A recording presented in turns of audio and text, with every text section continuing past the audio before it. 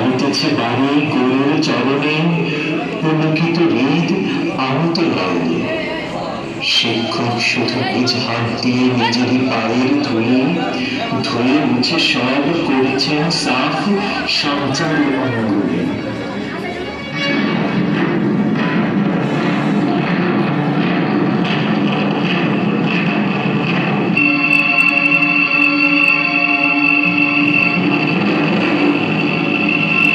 শিক্ষক মৌলভী ভাবিলেন আজ নিস্তার নাহি যাই বুঝি তার সঙ্গে। দিল্লিপতির পুত্রের করে লইয়াছে পানি চরণের পরে, স্পর্ধার কাজ হেন অপরাধ কি করেছে কোনো কালে। ভাবিতে ভাবিতে চিন্তার রেখা দেখা দিল তার ভালে।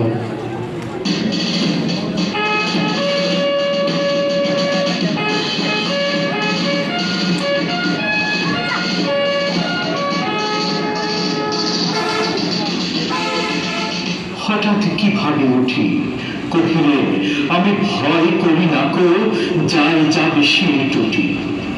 শিক্ষক আমি শ্রেষ্ঠ সবার, দিল্লির প্রতি সে তো কোন ছাড়। ভয় করি না কো ধারি না কো ধার, মনে আছে মোর বল।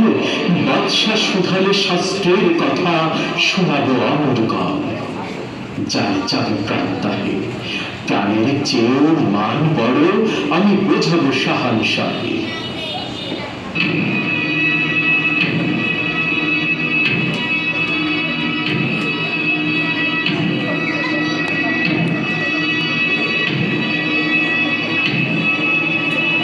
তার পরদিন প্রাতে বাদশার দূত শিক্ষকে ডাকি নিয়ে গেল কেন্দ্রতে।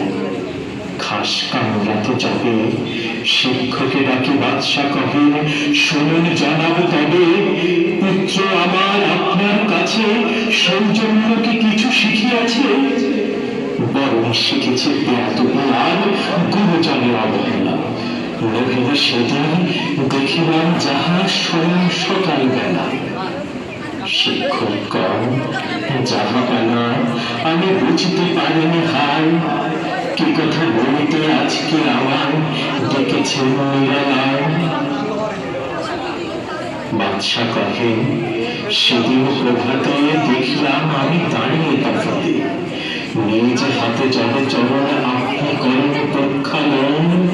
পুত্র আমার জল ঢালি শুধু ভিজাইছে ও চরণ, নিজ হাতখানে আপনার পায়ে বুড়াইয়া সযতনে। ধুয়ে দিল নাকো কেন সে চরণ, শুধু ব্যথা পাই মনে। উচ্ছ্বাস ভোর শিক্ষকে আজ দাঁড়ায় সগৌরবে, কর্নিশ করি বাদশাহ তবে কহে উচ্চ রবে।